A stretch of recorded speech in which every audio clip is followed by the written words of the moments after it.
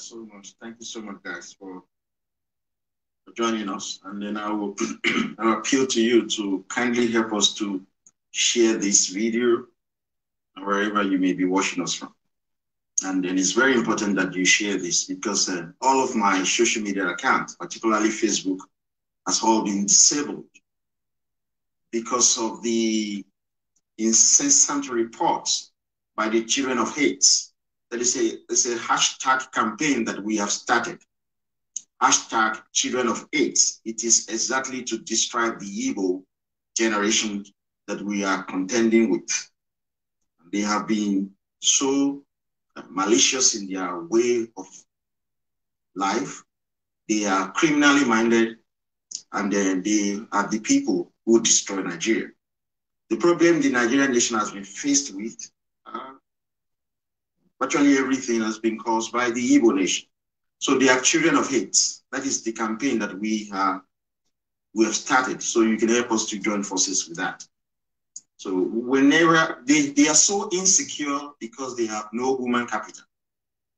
They're so insecure. So anything that we do that to open up the mind of the young Yoruba, the Igbo don't want that to be done. So they have very malicious people. They are full of hatred, and they cannot develop their own space. And then so many people do not know this. When we shared recently the map of the Igbo nation, in order to impress it on their millennial generation that their space is their space, and they should be proud of that. We also push out an information that is not known to majority of people, particularly young Yoruba. Igbo nation remains the only nation in Nigeria that has never signed any treaty with any single country in the world. Nobody recognizes with them.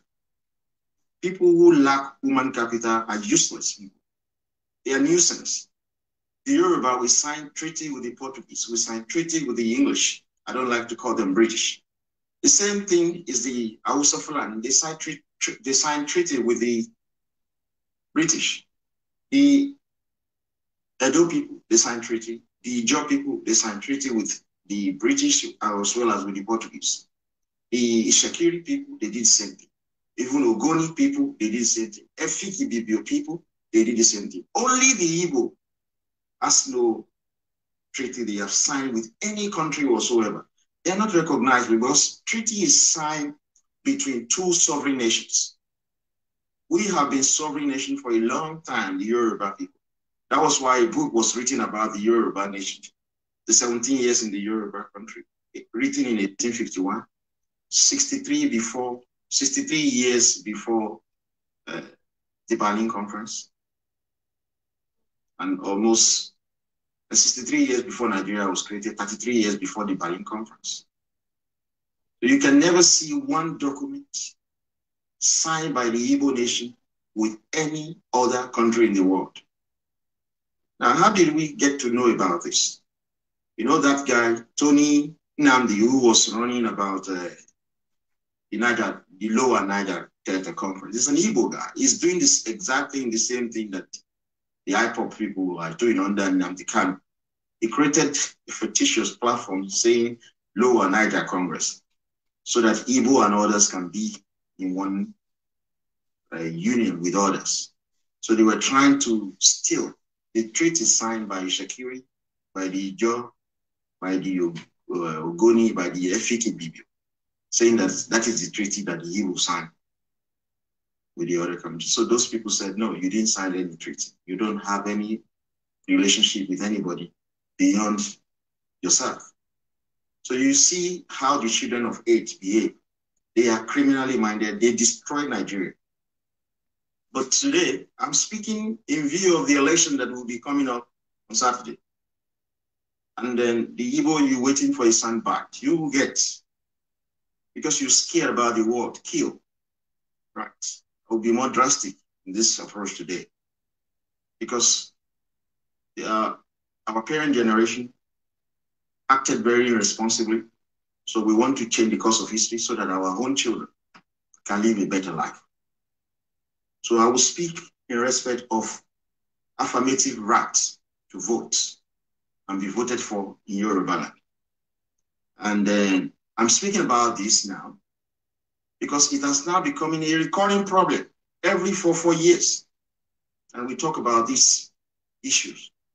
So there is need for a proper and reasonable electoral rules and regulations within the Yoruba sphere. And I will tell you why the Igbo cannot vote and be voted for. It will be backed up by law. And because what we don't understand is that our generation just think that Nigeria started just yesterday. That everything we're doing started just after the 2015 election. And our political leaders are not helping matters because these young folks don't have information. When you don't give them information, they cannot do anything. They cannot fight. So this afternoon, I deliberately started it so that I can get the Igbo to stop flagging us so that we can do it at this time and then people can share it later. We are currently running on Facebook as well. There's a new Facebook page at the Grandson that has just been created. So people can still watch us there as well. Thank you so much, Mr. Are Babatunde. I think, Mr. Are Babatunde, if you're going to be a while, I can make you an administrator here on. Okay, I've added you as moderator so that you can help us to remove Igbo who will be flagging us. And then Adeleke is helping us on the Facebook page to remove all Igbo comments, all negative comments, and even all Igbo comments if it is possible. So thank you so much, Are Babatunde, for accepting that. Kindly help us to remove all the Igbos that are just making comments. I'm very grateful. So this afternoon, I'm going to talk about why the Igbo cannot vote and be voted for in Yorubaland. We'll speak on this. So before I speak on that, because I have to go into the details so that you understand the legal backing behind this, I just want the young Yoruba who are liberal, all of the things they think about in their life is that Nigeria started in 2015. No. But I will go behind a little bit so that, because I know the liberal are not very smart people, so that I don't confuse you. But conservative are always very smart people. I'll be very mindful of that. I will do this and I will go back to the details as it was in 1944. I will start in 1944, but let me start from 1993 for the benefit of the stupid Yoruba leaders. They are not very intelligent. They are always very stupid people. They don't want to protect the interests of the Yoruba nation. In 1993, that was the return of democracy after it was suspended in 1983. In the presidential election of 1993, for the first time in the history of election in Nigeria, a Yoruba citizen, M.K. Abiola, won the presidential election without the vote of the Hausa Fulani and the Igbo for the first time. For you to be president of Nigeria, you must win 2 of the 3 major ethnic groups. But Abiola only won 1, the Yoruba vote. He lost in Igbo land and he lost in Hausa Fulani land. So the Igbo did not vote for Abiola. After that election was won by Abiola, an Igbo man who represented the interests of the entire Igbo nation, who never voted for Abiola, Otto Nzeribe, he went to court and asked that the electoral body then, it was called NEC or something, like INEC now. He asked the court that INEC should suspend the announcement of the results. Of course, the court was controlled by the Fulani. And the Fulani and the Igbo never voted for the Yoruba candidate. So the court ordered that the electoral body should stop announcing the election results. So the Hausa Fulani took advantage of that through Babangida and annulled the election completely. The Igbo did not vote for the Yoruba. Hausa Fulani did not vote for the Yoruba. The Igbo, after the election was done, Abiola was declaring winner because the election that has been released, Abiola was leading, and all the other elections have been collated by all the states. The results were in the open, but they were about to be announced by INEC. Igbo went to court to stop it. Hausa Fulani, using Babangida, annulled that election. And then there was a problem that started. I'm telling you this story just from 1993 because of the younger people that are watching us, so that you can know that what we're talking about started a long time ago.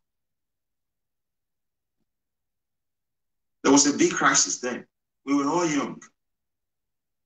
So the Yoruba said, no, they are not going to accept this infraction. They're not going to accept this insult. So we went onto the streets. We were protesting with our fists. And the Igbo soldiers and the Hausa Fulani soldiers were killing us. Now, it got to a stage that Yoruba was ready for war. We were mobilizing people. Iba Gani Adams, our Ààrẹ Ọ̀nà Kakanfò today, he was just 23 years old then. Yeah, he led the force of all the young Yoruba of that time to fight. Folks, the irresponsible Igbo who said to you now that they want to vote in Yorubaland, they ran away to their eastern region, Igboland. When Yoruba youth mobilized for guns, weapons, Tinubu ran away. He was a senator, he elected in 1992. He ran away because they wanted to kill him. Hausa Fulani and the Igbo wanted him dead. So he escaped first to England, then to America. He was mobilizing for front. 23 years old, Ààrẹ Ọ̀nà Kakanfò today, he was an ordinary person. He was leading the war front. We were mobilized to go to war. The Igbo left Lagos, moved back to their space. The Igbo did not participate in helping us. Irresponsible, criminally minded souls. They're telling us that they want to dictate who governs our state, the pride of the Yoruba nation. Lagos State. They ran away to their space in 1993. So they left us to face the Fulani. Today, they want to dictate who governs our state. You are looking for a soundbite, and I'm going to give you. Believe you me, if you come out to vote on Saturday, we cannot guarantee the security of your lives and properties. You will be attacked. Believe you me, I'm talking to the Igbo. I will talk about the Constitution. You have no right to vote in Yorubaland. We are going to talk about all of this. You will not vote. So they left us to our fate in 1993. They left us to our fate in 1993. Let me remind you something, folks, that in the 18th century that we confronted and defeated the Fulani, we did not do it alone. So many young Yoruba don't read. That is a big problem for you. They think Yoruba and Igbo are allies. We are enemies. We have never been allies. They have never raised a finger to help us, the Igbo people. When we fought the Fulani in the 18th centuries, we did not defeat the Fulani alone. Yeah. We defeated the Fulani with the help of the Bariba people. Bariba people, people we call Bogun people. They were the people who gave Tinubu that title, Jagaban. It's Jagaban of Bogun Kingdom. The Bogun people are neighbor to the Hausa Fulani. So in the northern front, they help us to kill the Fulani, while the soldiers from Ibadan, the Yoruba soldiers from Ibadan, were killing Fulani in Ilorin. We defeated Fulani with the help of the Bogun people. Igbo has never fought a war to help the Yoruba nation. They are always looking to undermine our greatness. I'm going to show you everything. So in 1993, these criminally minded souls, when Fulani were killing the Yoruba, Igbo went back to their space. They never defended that Lagos.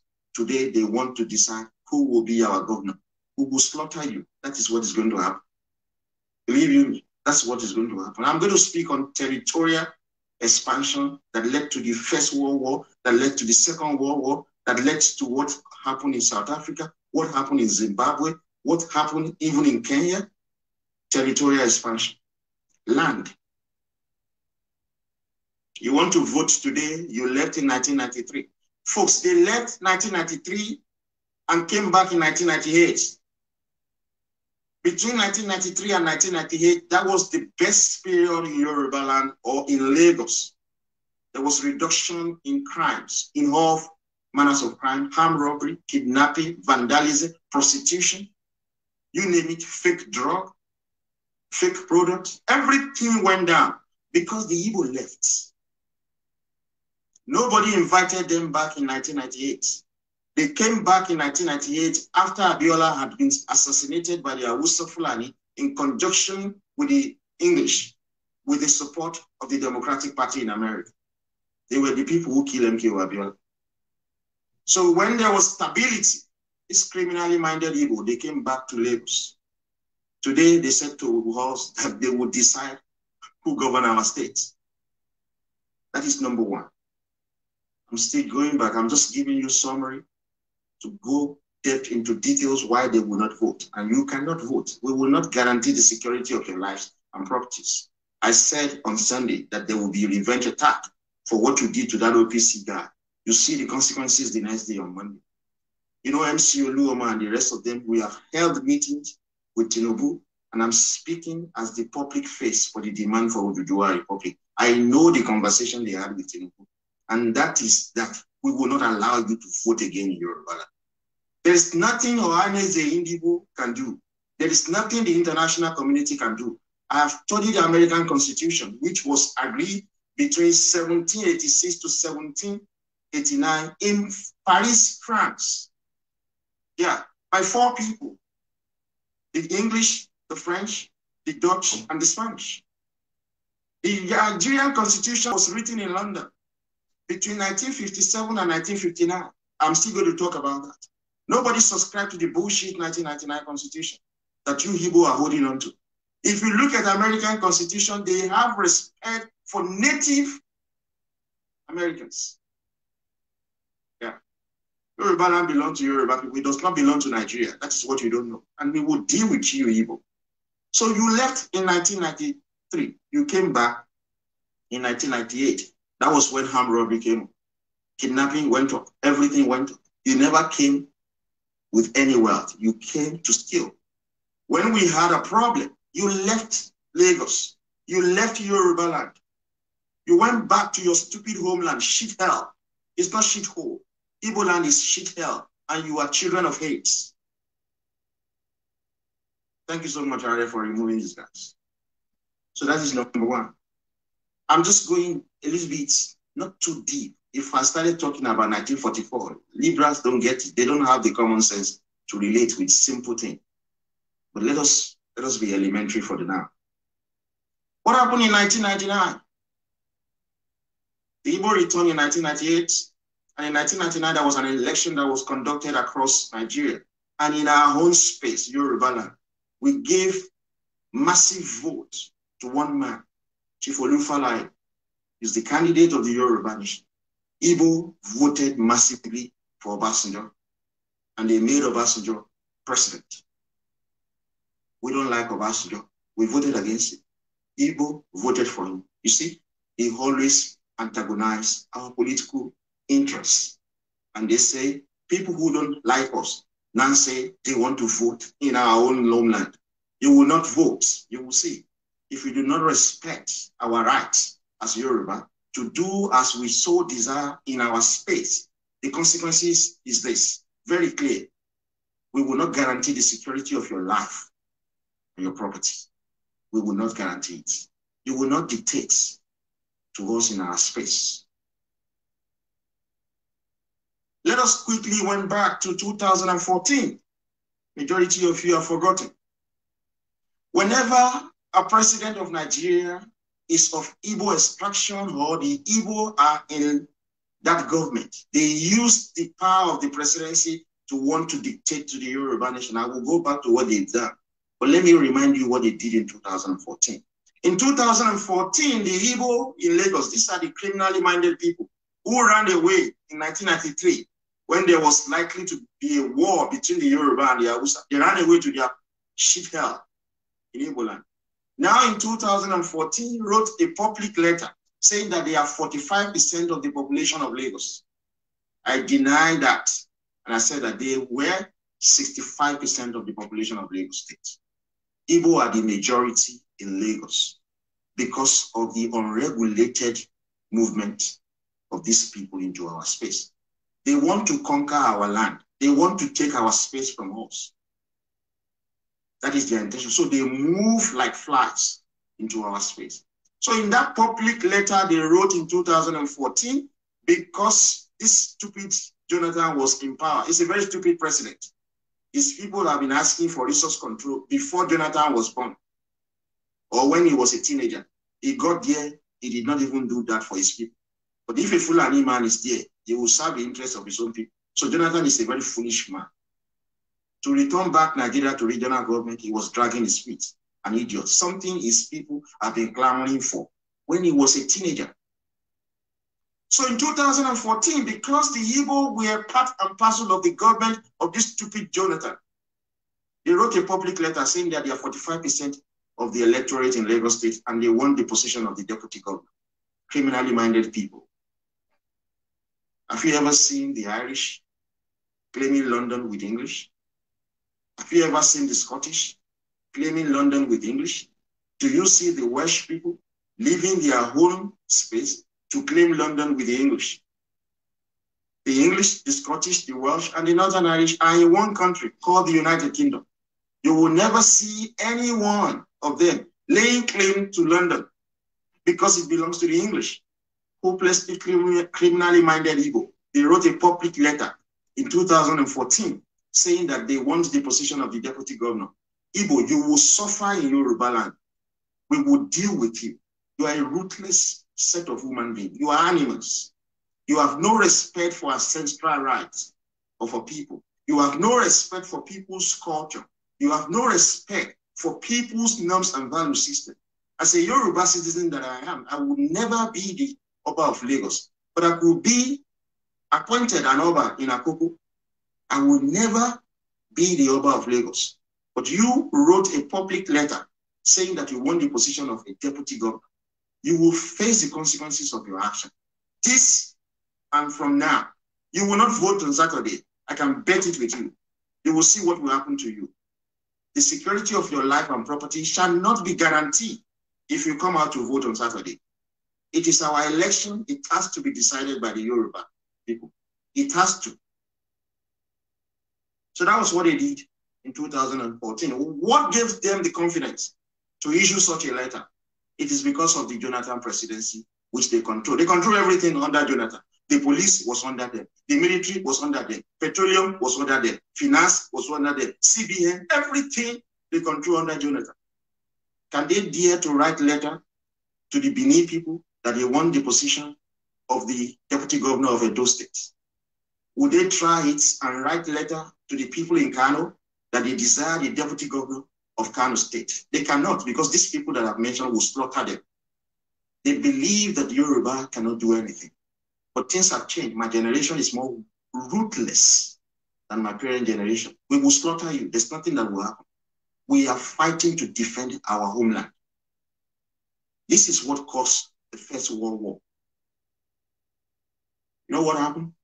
The Germans take possession of Alsace and Lorraine, two provinces that belong to the French. The Russians, were contesting Balkan with the Austria. Land, territorial expansion caused the First World War. What caused the Second World War? Forget about in the First World War, this man, Fernanda, was assassinated on the 24th or 28th of June, 1914. That was the immediate cause. But the exact cause of the First World War was because the German took possession of two provinces that belonged to the French people. And Russia was contesting Balkan with Austria. This caused the First World War. The Second World War, what caused the Second World War? It was German invasion of China in the 30s. And Adolf Hitler invasion of other people's space. You are laying claim to one Nigeria, you will see what the Constitution says. Because you are ridiculous people. You are children of AIDS, you Igbo. Your parents have not raised you. That's why you are doing crimes all across the world. Ghana, you are into crime. India, you are into crime. You cannot live in an organized society. If we go back to regional government, your homeland will never be developed. Because we've practiced regional government for 14 years. It was a shit hell what you've done with regional governments in your own space. In Singapore, you are in their prison. In Malaysia, they are killing you. South Africa, when they talk about xenophobic attack, it is you, Igbo, that they are beating up in South Africa. Because you do crimes. You said you want to vote in Lagos. Let us look at that. So in 2014, you said you want to be deputy governor. Can you do that in Kano? Can you write that letter to Benin people? Or you said that you want to be deputy governor in Rivers State? Yeah? The Ikwere people of Rivers State, they've always and forever denied that they are Igbo. But I do know, because I'm a social scientist, I do know that they are Igbo. Why is it that they continue to deny their own ancestry? Because you, the larger Igbo, are just criminals. And even your own Igbo, people don't want to associate with you. This woman who works for Buhari, and folks, you can remind me her name. She works for Buhari. She's always on social media. She's from Aniocha. Aniocha is Igbo land. But she will forever be fighting, saying that she's not Aniocha, she's not Igbo. She's working with Buhari, managing the social media for Buhari. I've forgotten her name. She always denying that she's Igbo. And she's from Aniocha. And Aniocha is Igbo. No, she's not Itagiwa. She's currently working as a social media for Buhari. One nasty lady like that. Let us go there. You can remind me if you get the name. You can remind me. Let me see if people on Facebook can remind me of her name. Thank you so much, guys, for liking. Loretta, thank you so much, Mr. Taiwo Falekela. Loretta, she's from Aniocha. Aniocha is Igbo land, yeah, because we've done our research, we know where Igbo land is. But Aniocha people, Ikwere people, Ogba people, they continue to deny that they are not Igbo. Why? Because the larger Igbo are criminally minded people. Their own people are even denying them. You can never see Ishekiri coming out to deny their Yorubaness. You can't see Yoruba in Kwara and Kogi saying that they are not Yoruba. You can't. So that was the foolishness they brought about. These were people who ran away in 1993 when Fulani were preparing to massacre the entire Yoruba nation because we were ready to go to war. They ran away from our beautiful Lagos, the pride of the Yoruba nation. Today they said they want to decide who becomes our governor. We will deal with you ruthlessly. That was 2014. Let me remind you what happened in 2016. The majority of the Yoruba Libra don't know this because they don't read. When you don't read, you are useless. Because you have to read. Even newspaper, news, you watch news, you read. You cannot only be reading religious book alone. You just have to read. In 2016,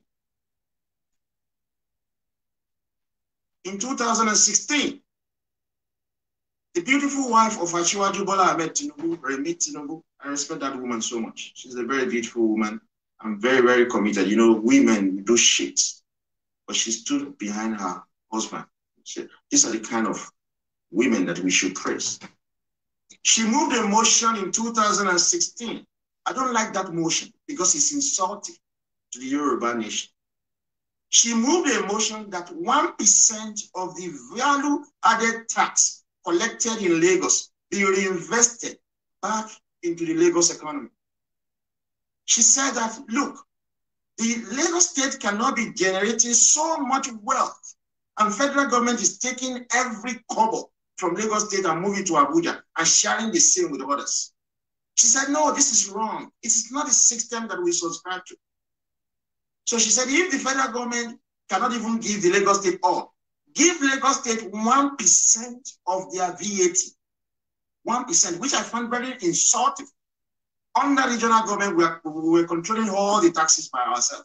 But this is a beautiful woman saying that this is unjust. Okay, for a start, just give us 1%, which is ridiculous. It's too small. We want the entire 100%. But she moved the motion saying that 1% of the VAT paid in Lagos state be reinvested back into the Lagos state. Folks, who voted against that? Entire Igbo senators in the House. They voted against it. Awusa Fulani also voted against the bill. Today, you Igbo saying that you want to decide who becomes the governor of Lagos state, the pride of the Yoruba nation. We will deal with you beyond your widest imagination. We will be very, very, very good. I dare you. You are looking for a sandbag. I'm going to give you. You know, you said that the English will deport me. So you can't debate. What gives the English the right to deport me? It is because I am not English. Would they deport me if my father is an Englishman? No. So you stupid Igbo, children of 8, you respect the right of the English in England to deport me because I am not one of them. Yet you do not want to respect my right as a Yoruba citizen. Who should dictate who governs my state or my homeland? You respect the right of the English because they are white. You don't want to respect my right because I'm black. I will deal with you ruthlessly. Then I speak on behalf of 30 million young Yoruba. If you come out to vote on Saturday, we will not guarantee the security of your lives and properties. Believe you me, we will deal with you. You will pay for the consequences of your stupid action. You respect English in England, right? Because they have the rights. Because England belongs to them. They can ask me to leave their space. It is not my ancestral home. It belongs to the English. Yorubaland belongs to the Yoruba. You, Igbo, will not and cannot dictate who governs us. We will deal with you ruthlessly if you refuse to abide by our rules and regulations.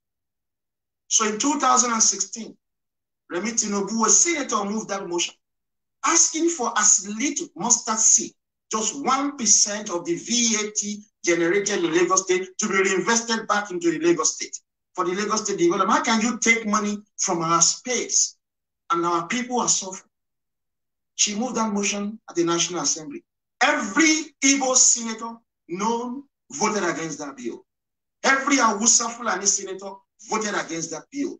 Only the Yoruba and some senator from the South and some senator from the Middle Belt voted in favor of that bill. That bill was defeated because of the Igbo vote. And now you Igbo say you want to be governor of Lagos. You don't even say you want to be governor. You Igbo now want to dictate who becomes governor because you want to vote for PDP. Jimmy Agbadi, Ama Pain, Babe. So now parents wa Oshitanshi, no fi baye titiwaje. Oshititiwa oni baye àwọn ọmọ wa jẹ because I shoshi. We will deal with you in Lagos. You voted against that bill in 2016. 2019, you are telling us you want to dictate who will be governor of Lagos State. You will pay with your life if you try. You will pay. I'm a Yoruba citizen, a very proud Yoruba citizen for that matter. You know why I'm very proud? Because my grandfathers, led by Awolowo, built Yoruba nation for my benefit. Go and ask your home parent what your grandfather built for you in Yorubaland.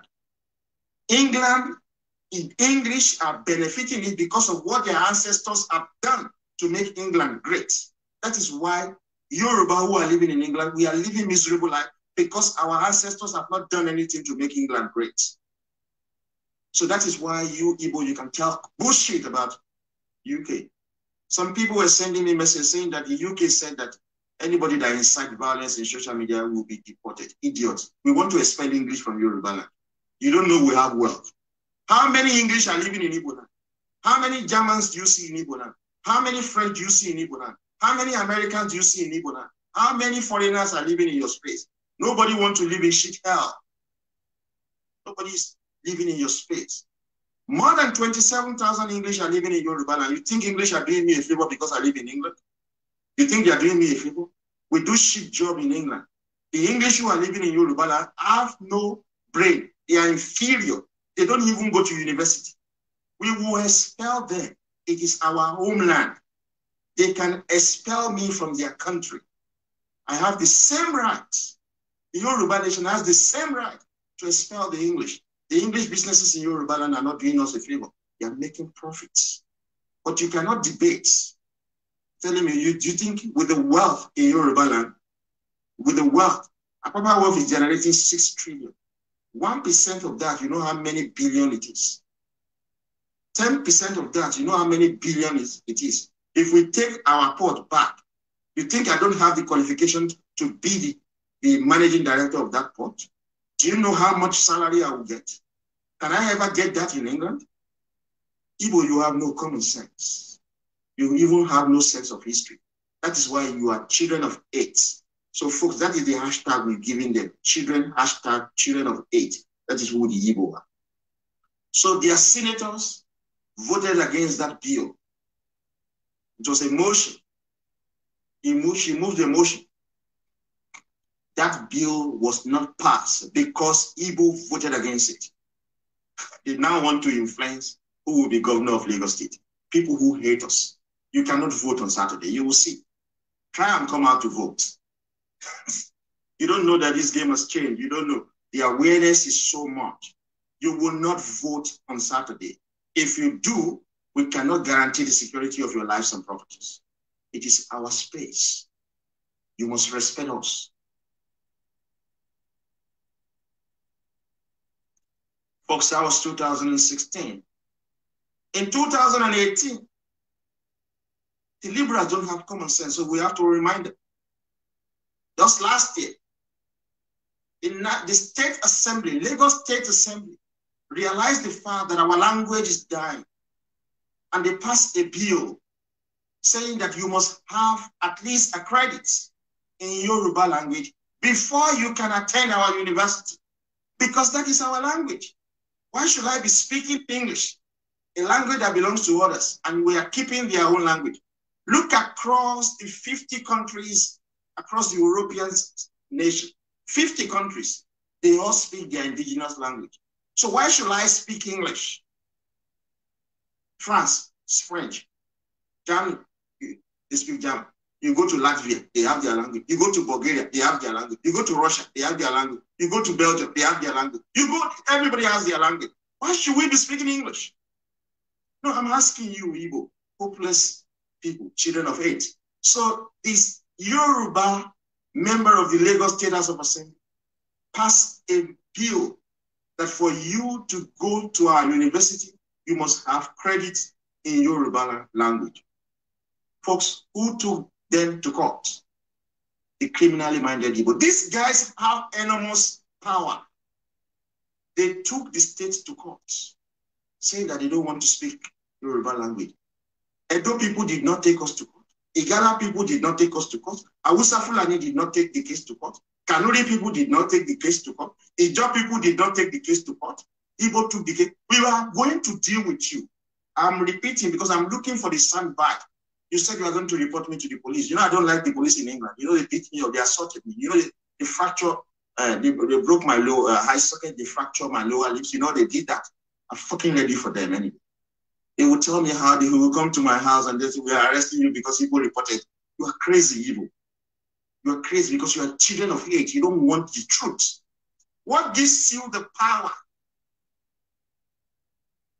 to take that case to court? Because we said we want to speak Yoruba language. We said you must pass Yoruba before you get. You are taking the case to court. What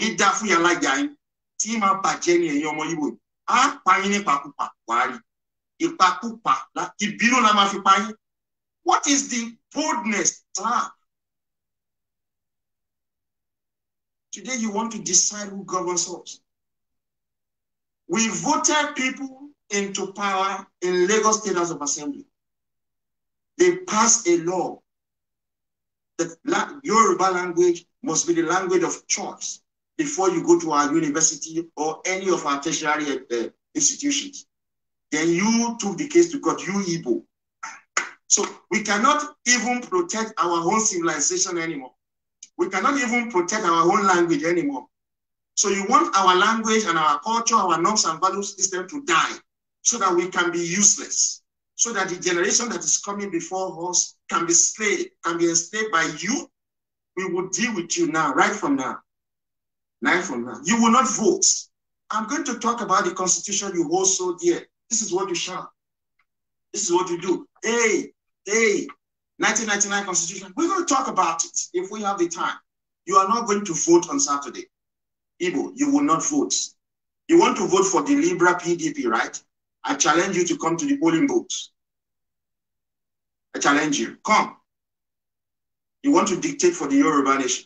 You will suffer. Hopeless people. They took the case to court, saying that we cannot speak our language. What are they telling you, Yoruba? They are telling you that they want your land. When Fulani say that they want cattle colonies across Nigeria, did the Igbo allow them to have cattle colony in Igbo land? They protested against it. Our own state assembly passed a law for Yoruba language to be the language that you need to get before you go to tertiary institution. The Igbo voted against it, yet they don't want to give Fulani cattle colonies in their space. You think you can pick and choose? You are fucking bastard, children of AIDS. You see, I don't know where you get this boldness from, because we don't kill you like Fulani. Fulani started killing you in 1945. That's why you have that boldness that we cannot kill you. You will see that we can kill you. You will see. Hopeless people. So you see, these are recent things that they have done. Nnamdi Kanu, he will speak on his radio, Biafra. You know he's a propagandist. You tell the Igbo, don't go and vote. They will sit down at home. Go and vote. They will go and vote. Sorry, can I dictate to you? If I say to you, Igbo, don't vote in Igbo land, will you listen to me? I'm a Yoruba citizen. Are you going to listen to me? You will never listen to me. So if Nnamdi Kanu tells you, don't go and vote, you sit down at home. Go and vote, you go and vote, right? So you want to now dictate to us in Yorubaland who will be our governor? You want to dictate to us who will be our governor, right? Let me remind you what the Americans did to the Chinese in the 18th centuries and what they did to the Japanese in 1942. What the Americans did to the Japanese in 1942, that's what we're going to do with it, to you, Igbo. You know what they did? The Japanese were pompous the way you were. They were saying that they developed America. The president of America got fed up and ordered for them to be rounded up. Those who refused were summarily killed. They were rounded up and put in concentration camp. When you put people in concentration camp, you can do any manner of thing to them. You can use them for human experimentation. You can kill so many of them. What Americans did to the Japanese in 1942, that is what we are going to do to you, Igbo, in Yorubaland. Try and come out to vote. You want to dictate who will vote to you, who is going to be our governor. Jimmy Agbaje is going to lose that election in Lagos State. He will lose because we don't want it, the Yoruba nation. We don't want it. We want Sanwo-Olu. That is who we want. It's pro-Yoruba. You understand? So we understand that you are trying to negotiate that you said you want to be commissioner in Lagos State. Look, if Sanwo-Olu should make you commissioner, he may not see the next day the awareness that is growing. Sanwo-Olu, if you make it, there is no amount of begging you can beg Tinubu. You are not going to be commissioner anymore. We don't want Igbo to be commissioner in Yoruba. Go and be commissioner in your Igbo states. Go and be. So I've said to you, I want to give you a soundbite. If you come out to vote on Saturday to Igbo people who are living in Lagos or any Yoruba area, if you come out to vote on Saturday in any Yoruba state, we will not guarantee the security of your lives and properties. look to their house. So folks, let us look at why the Igbo cannot vote in Yorubaland. This has backing of the law. We don't just take decisions lightly. Let's look at what has gone on in the past. I'm not going to talk about 1914, it's too far, but it is relevant. But we don't have such luxury of time. In 1944, before Nigeria independence, the representative of Hausa Fulani and all the minority in the north, Ahmadu Bello, he spoke out about the union. He spoke out in 1944. He said, the mistake of 1914, which if allowed to remain, will ultimately lead to unstoppable bloodshed and a failed country.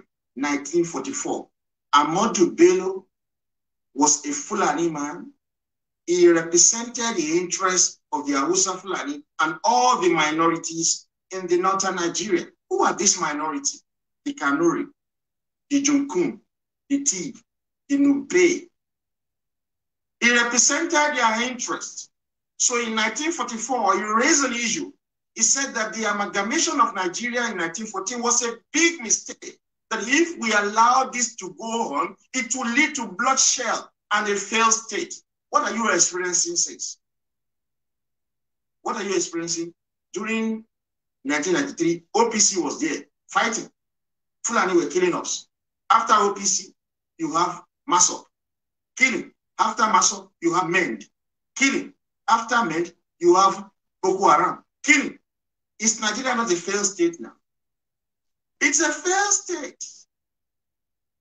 Let us look at what Awolowo said. Awolowo, he was speaking on behalf of the Yoruba and Western minorities. So Awolowo spoke on behalf of the Yoruba, on behalf of Edo, Ishekiri, Urobo, Isoko, Ika people, Aniocha people, because these were part of Western region. Aniocha people, they call Igbo. They were all part of Western region. He spoke on behalf of the Ijaw people. He spoke on behalf of Ishekiri people. Awolowo. And this is what he said. He said that Nigeria is a mere geographical expression, not qualified to be called a country, let alone a nation. That was Awolowo. Ahmadu Bello represented them in the north. He said that if we allow Nigeria to remain the way it is, it will lead to bloodshed and a failed state. He got it correctly. Is it not? Are we not kidding ourselves? Awolowo, who represented the Yoruba and the Edo people, the Ijaw people, the Urobo people, the Isoko people, the Ika people, the Aniocha people, the Shekiri people, he said that Nigeria is not a country. It cannot even be described as a nation. Let us look at the way the representative of the Igbo, Azikiwe, let us look at what he said. The stupid criminal denounced Awolowo and Ahmadu Bello. He called them ethnic champions. You would think that, oh, this guy is a nationalist. I'll tell you why he's doing this. He denounced them. Do you know why he did that? You see, the English promised Zeke that when we are leaving, we will hand over power to you. So the state of mind of Zeke was that he and the Igbo will become the new colonial masters.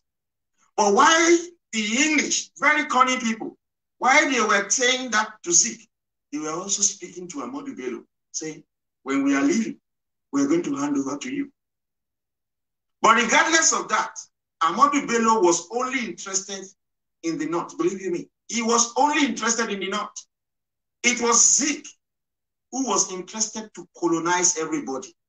He wanted the Igbo to colonize them because the English, they fooled them, saying we're going to give English people, England as a nation, they are not our friend, they are not our partner, the Yoruba. They have never liked us. We chased them out of Africa. We, the Yoruba nation, we chased the English out of Africa. That is the only reason they don't like us. Unfortunately, because young Yoruba do not read anymore, our special friend in Europe is the Portuguese, Portugal. We should have had good, fantastic, super special relationship with the people of Portugal and Spain. Whenever we were fighting the English, it is the people of Portugal who we always go to buy weapons.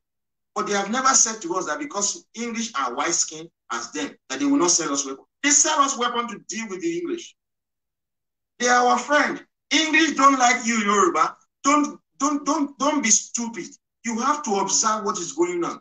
The English have never liked us because we were the one who first told them they will have to leave. So while Awolowo was saying Nigeria is a geographical expression, it cannot even be qualified as a country, let alone as a nation. Amadu Bello said that if we allow Nigeria to remain, it will lead to bloodshed.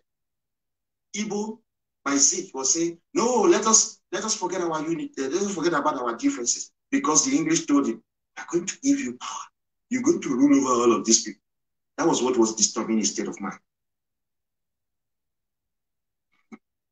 Let me remind you something that happened. In 1953, Anthony Enauro, you know, he was the one who moved the motion. He said, Binima. In 1953, he moved when we were talking about constitution for Nigeria. He said that we must put, because Awolowo said, Nigeria is not a country. Amadu Bello said, if we allow Nigeria to remain a going concern, we will kill ourselves because we're not the same. That is the truth. Forget about the color of your skin. Nobody forms a union based on the color of your skin. You form a union based on your language, commonality of language. So Anthony Enauro said, look, if Nigeria must remain one country, we must put secession clause in the constitution. That means to say that anybody that does not like to be part of Nigeria anymore can get out. Awolowo said the same thing. He made the case for secession clause to be put in the constitution of Nigeria. But because the English told Zik secretly and said, boy, we're going to go, yeah? You're going to go. We're going to give you power. You're going to rule all these people. You're going to be rich. Zik said, no. We cannot put in the constitution secession clause. No, I disagree. The English said, no, we can't put that. We can't put it. They agree with Zik. Amadu Bello agreed that secession clause to be put in constitution. Awolowo said secession clause to be put in constitution. But because the Igbo, they are thinking ahead, saying, oh, we're going to take over after the English left. Let us leave this. Because if you put secession in the constitution, anybody can opt out. They're criminals. You know, they are children now. This is what their father has done in the past. But they are children now. They are born. They are our peers now. They are children of hate. Horrible people. They are criminally minded. They do crimes all over the world. Evil people. I fucking destroy you, you know. You said you're going to say, oh, we're going to kill you. Oh, we're going to report you to Metropolitan Police. You're going to be deported. I will deport you as well as the English from Yorubaland. We Yoruba will deport all of you. It is our space. If I come to Yorubaland now, let's say there's no politics, there's no, let's say nobody knows me. If I come to Yorubaland with my qualification, do you know where I will work? What exactly am I doing in London? Idiot. Before I left Yorubaland, in my 20s, I was already with top guns in the banking sector. If I go back to Yorubaland, there will be job for me everywhere. Idiot. You think I can amount to anything in England? Where their police have no respect for me. This is where I want to live my life. Stupid people. It is because Fulani want to arrest me. That's why I'm still in London. Okay, let me get the support of the CIA. You will see me in Yorubaland. So these are the reality that you don't want to accept. This guy that became the Prime Minister of Nigeria, Tafawa Balewa, in a public speech, he said that Nigeria is a British experiment and Nigerian unity is a British intention, which Nigeria themselves don't believe it. That was the first Prime Minister of Nigeria, Tafawa Balewa. It was only the Igbo they were holding on to the unity of Nigeria because they've been promised by the English that they will be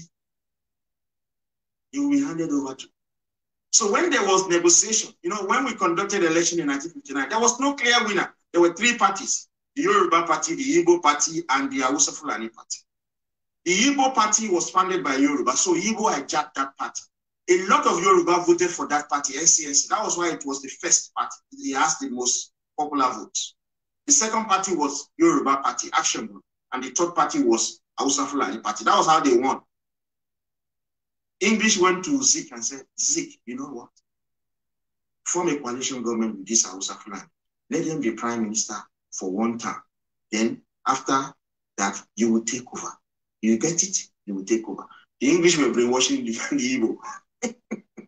So that was why everything that would bring stability to Nigeria, Zik was always rejecting it. He was always rejecting it. All the Igbo in parliament, all of these things I'm talking to, the argument were done not in public space, not in newspaper, no, in parliament in Lagos. That was where the argument were. All the Igbo in parliament supported Zik. When they were presenting this argument, Yoruba were saying, Hausa were saying, we must put cessation clause in this. We must accept regional government. There was two arguments. The Igbo wanted unitary system. The Yoruba and the Hausa Fulani wanted regional government. So regional government won. And then the next argument, the Yoruba and the Hausa Fulani wanted a clause, cessation clause, that anybody that does not like the country can break away. The Igbo said, no, they don't want that. It is one Nigeria. You understand? Because they have the intention of dominating everybody, taking over our. They wanted to be like the irresponsible English colonial Turks, colonizing everybody. That was the clear intention of the Igbo. So this is the statement this guy made in 1945.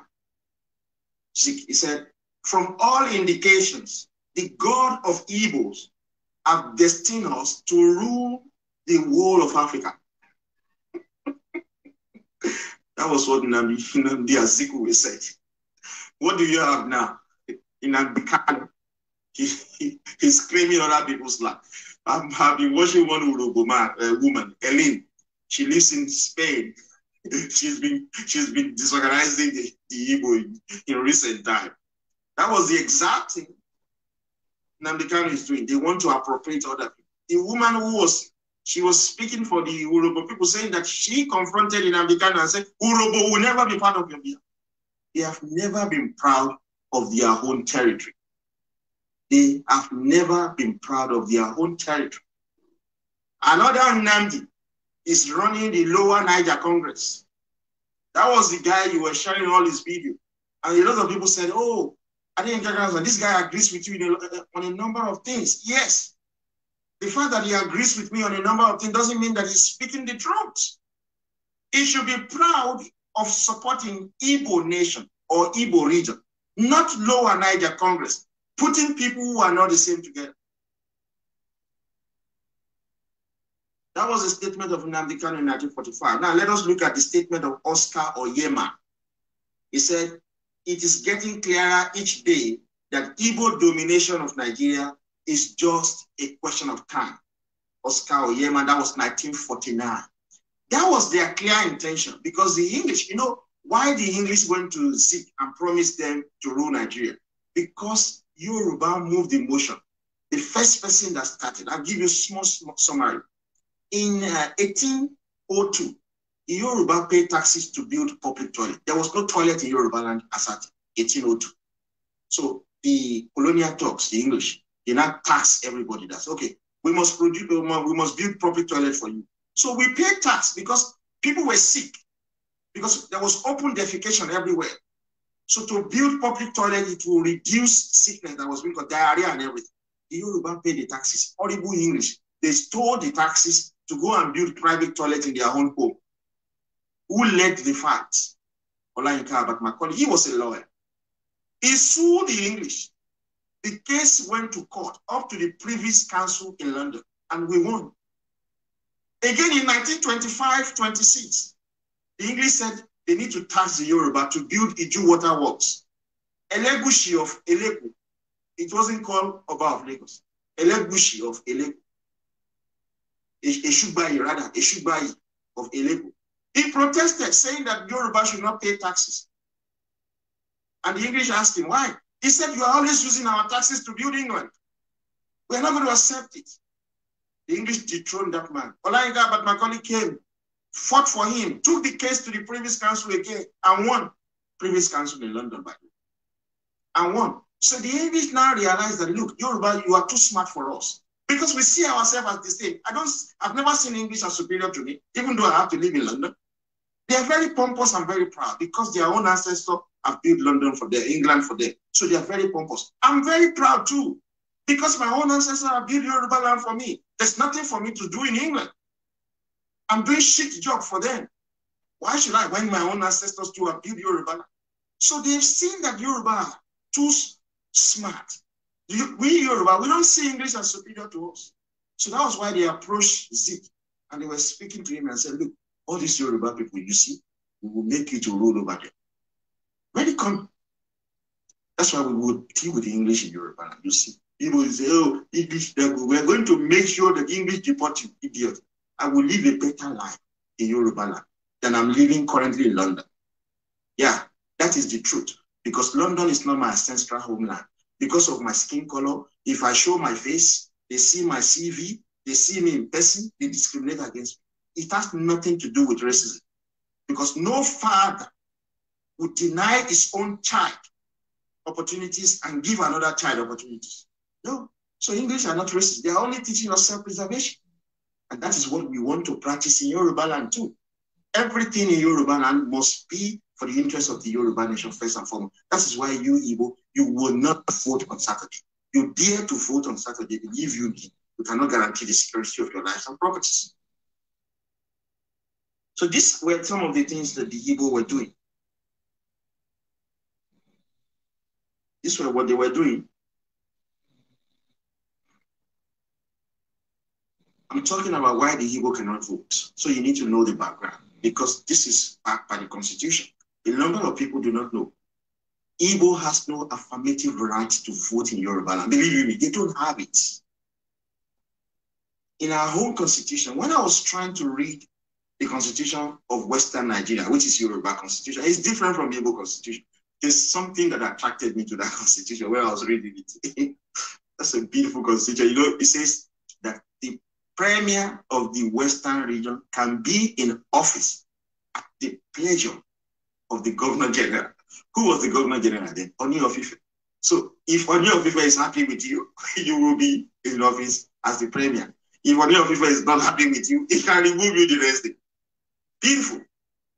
That was check and balance. Because the people put Oni of Ife in office as a representative of God on earth. If you, as a Premier of the Yoruba region, you are formulating policies that is against the interests of the Yoruba nation, Oni of Ife will remove you, even though the people voted you. But who can remove Oni of Ife? The people who made Oni of Ife the Oni of Ife. It's a beautiful constitution. That was what we agreed to. The Yoruba Western Region Constitution. No foreigner who is not Yoruba can vote in Yoruba without 12 years tax clearance certificate, and for that person to have lived in Yoruba for fucking 15 years. Today, an Igbo will drop his bag and want to vote in Yoruba. And the Igbo will tell you, yeah, 1999 Constitution. That is why I'm talking about the history. 1999 Constitution is not Constitution. It's a military decree. It's not Constitution. People don't know. It's a military decree. American Constitution was written by 4 people in Paris, France, between 1786 and 1789. The English, the French, the Spanish, and the Dutch, they wrote American Constitution. The English will just discard the other 3 and change the Constitution overnight. No, it's not possible. 3 people wrote Nigerian Constitution in London between 1957 and 1959. The Yoruba, the Igbo, and the Hausa Fulani. The Igbo single-handedly distorted that Constitution. They just threw it away. Fulani single-handedly decreed the 1999 Constitution. It is Yoruba fundamental right to reject that Constitution. The Igbo can say, yeah, this is the Constitution of 1999 upon which we are going to vote in Lagos. The Yoruba have the same right to say that we reject this 1999 Constitution. We are holding by the Constitution of the Western Nigeria. You cannot vote. What happened in such a case? we kill ourselves. That is it. We kill ourselves. So people will die. So for people not to die, the Igbo will have to respect our rights in our own space. But let us look at how these things were done. Let us look at how they were done. In 1948, Anthony Enahoro, he organized anti-colonial symposium in Lagos, for which Zik and some other Igbos had agreed to deliver a keynote address. That was in 1948. So on that day, Zik disappeared in 1948.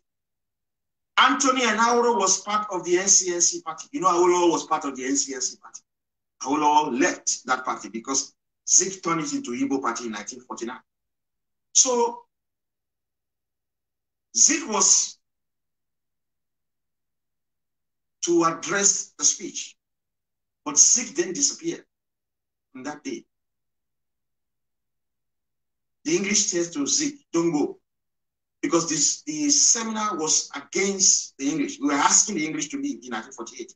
So Anthony Enahoro called for Yoruba to come and speak. So Yoruba went there and spoke and said that we don't want the English anymore. They should leave. The seminar was called anti-colonization. They were against the English. So what happened? The English rounded up all the Yoruba and Anthony Enahoro, tied them to treason, for treason, and they were jailed. They were found guilty for treason. So Abat Macaulay and the rest of the Yoruba started protesting, saying, no, we don't want this. If you have to go, this is our space. You cannot be putting our people in prison. So there was a signal from England, and they released Anthony Enahoro. And when Anthony Enahoro came out,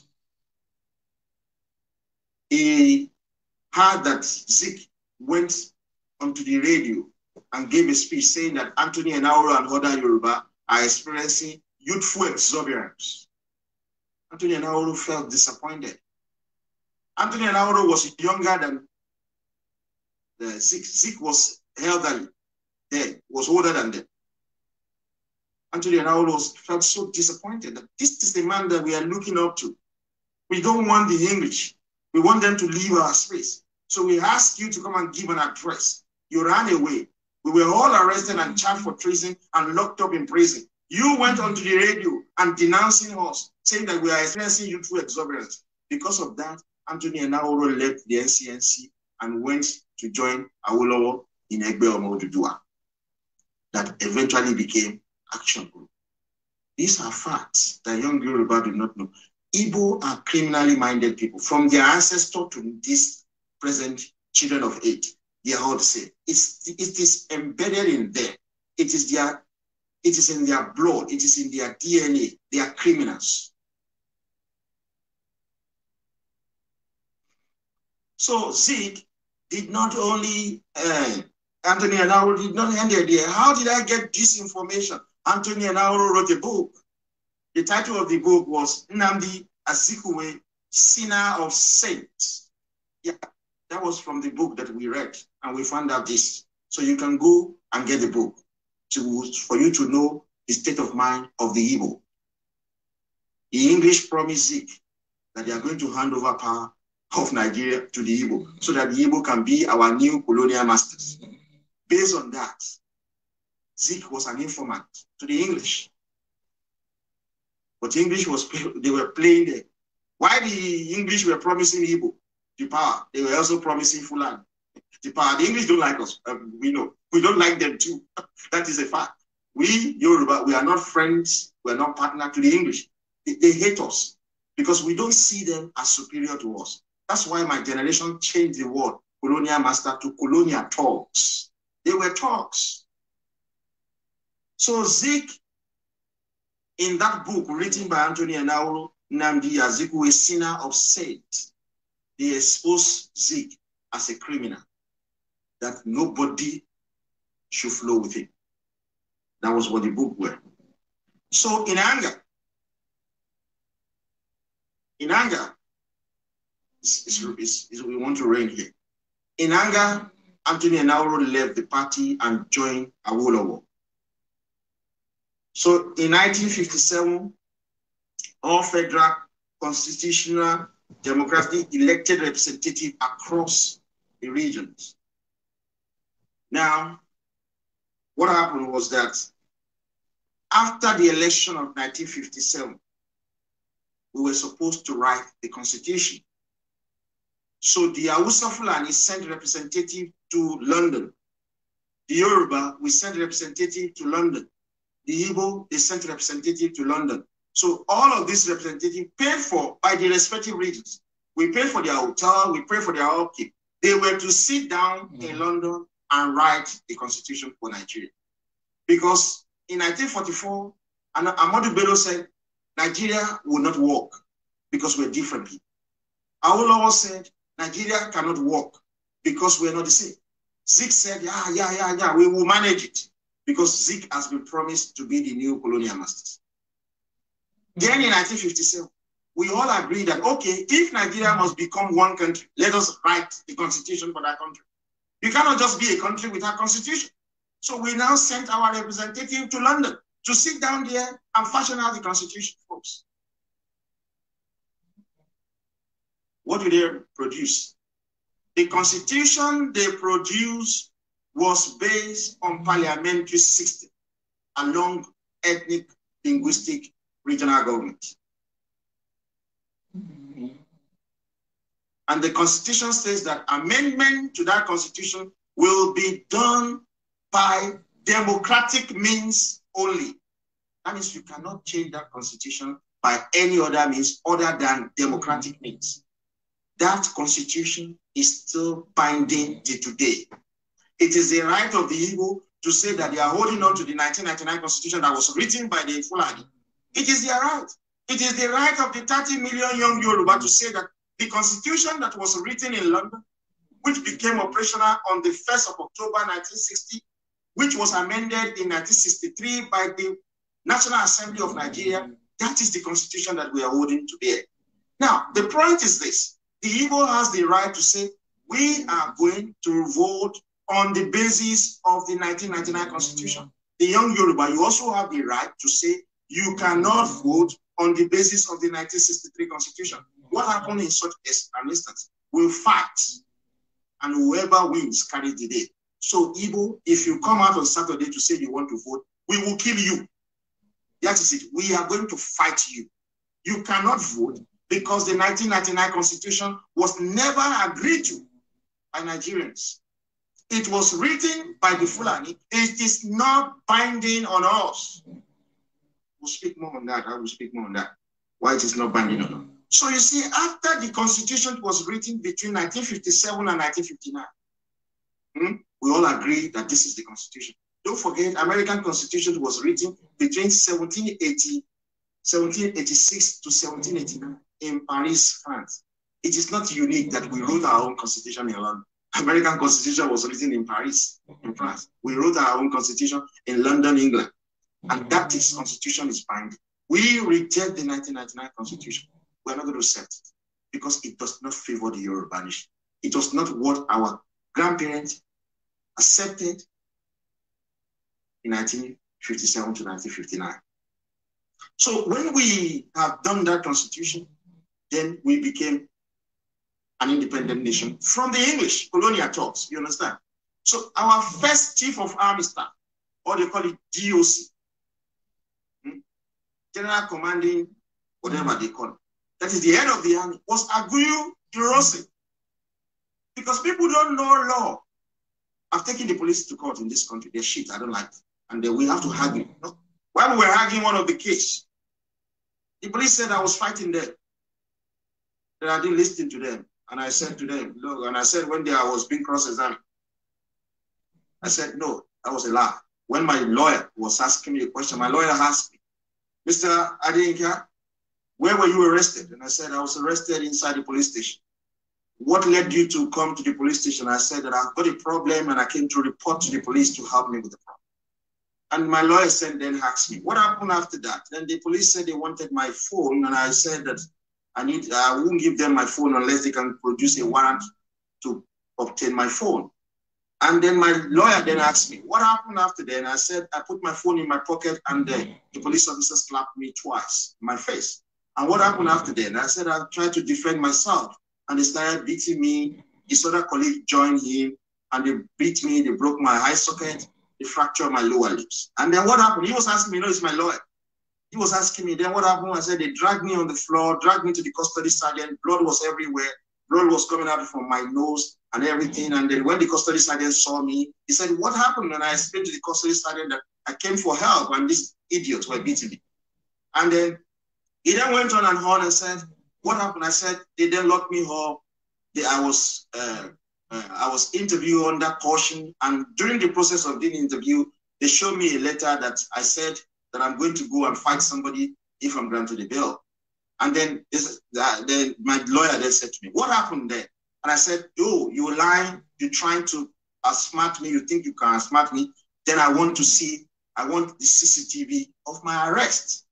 Then my lawyer then asked me, where is that CCTV? And I said that the police have refused to produce the CCTV. Then the judge, he just said to my lawyer, okay, hold on.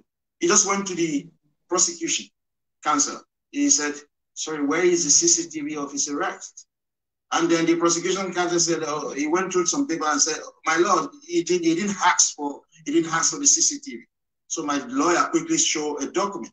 It's a custody record. That's what he called it. He quickly showed a document to the judge and said, your honor, this is it. And look at this, blah, blah, blah. This guy asked for the CCTV. So the judge went through it and said, yeah, he requested for the CCTV the very same day you arrested him.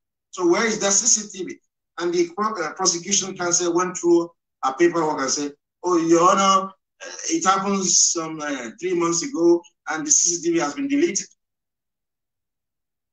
You see, the juries were sitting. Everybody was just laughing. They were just laughing, including the judge. The judge just went to me and apologized straight. I said, Mr. Grandson, Mr. Adeyinka, I'm sorry. I believe that the police assaulted you, but they are trying to cover it up. You see, that is what happened when you go to court. It is what happened when you go to court. People who ask questions.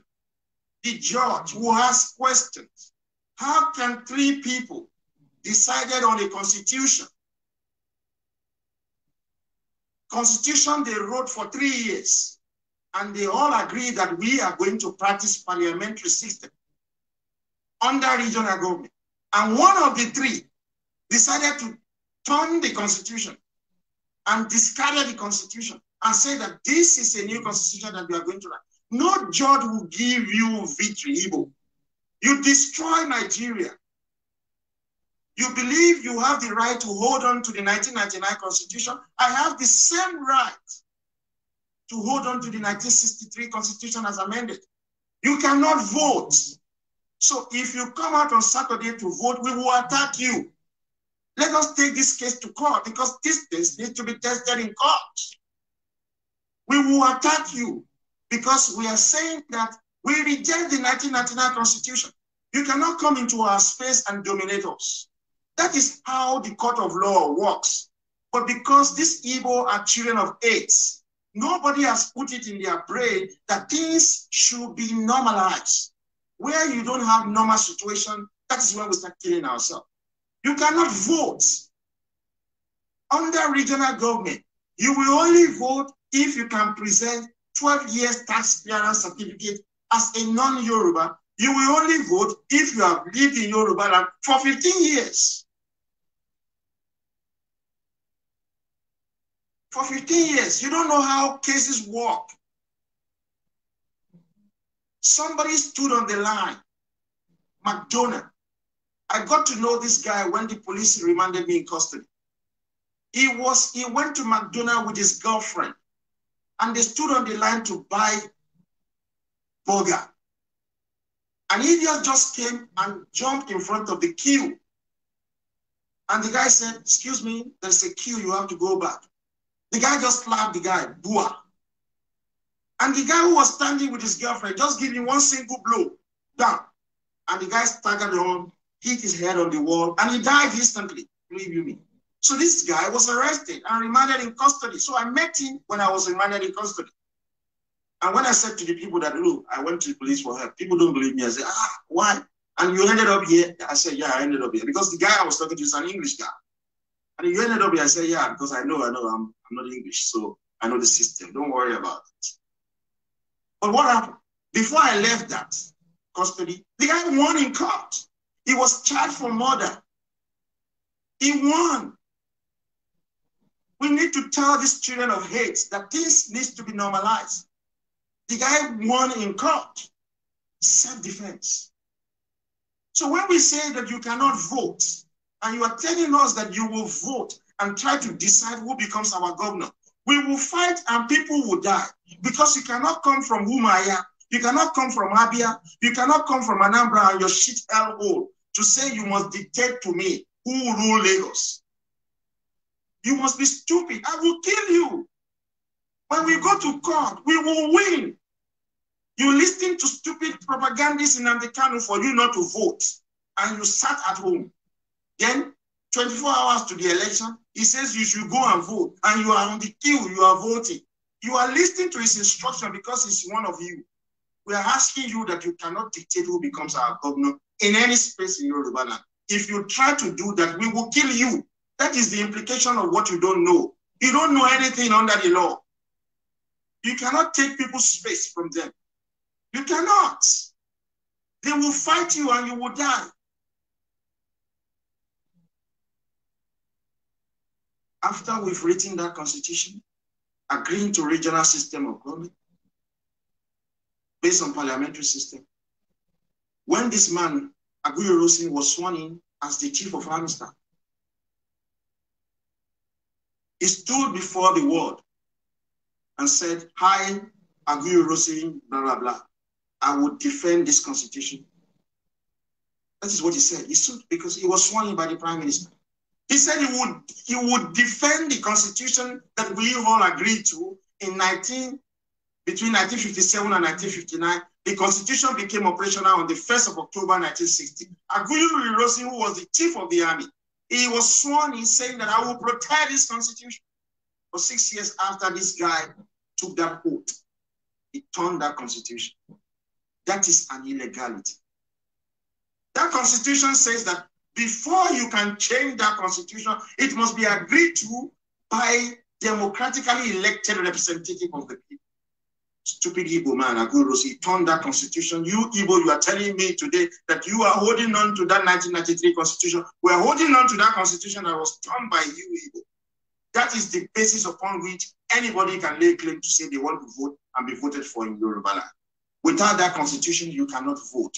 If you try to come out to vote, you will face the music. There will be consequences. We all have rights, and our rights to be protected. What Aguiyi-Ironsi did was the height of irresponsibility. He took over government. He turned the constitution that the people all agreed to.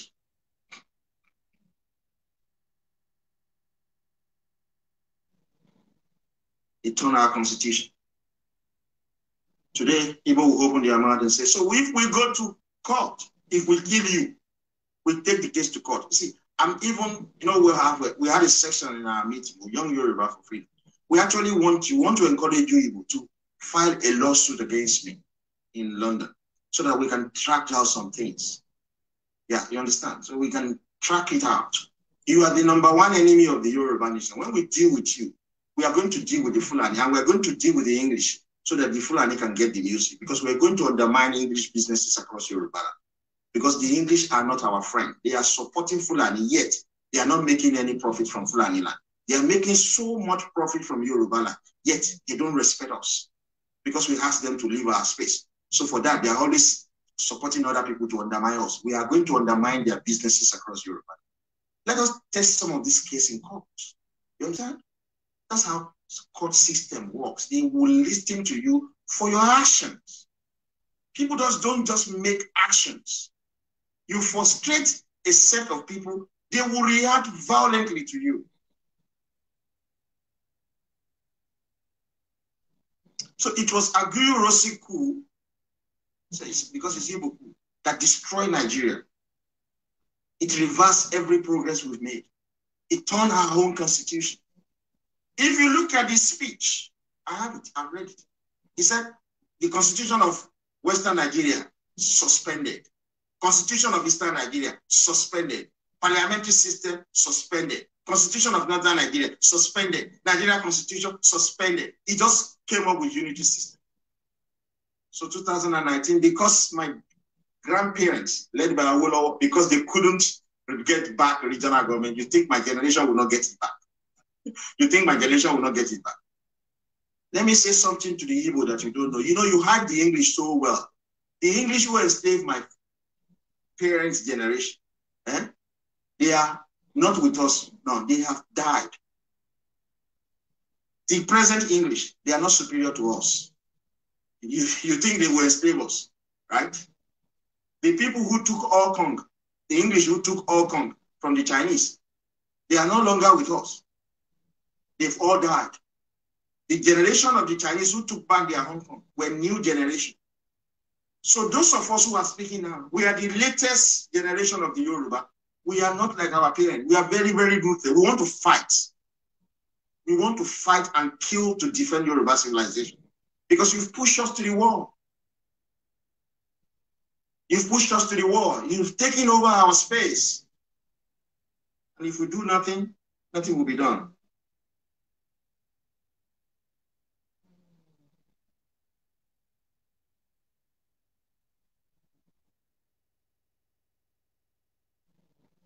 So that was what happened.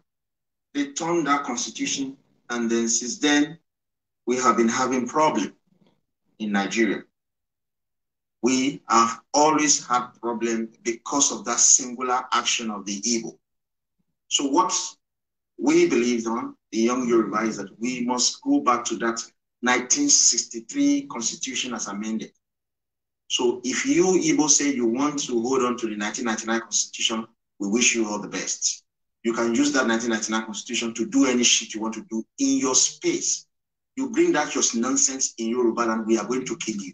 That is it. I want to give you some badge so that you can go and play it, go and edit it, and go and play it. You cannot use that 1999 constitution in Yorubaland. It is not binding. We're rejecting it. And I'm going to speak about that.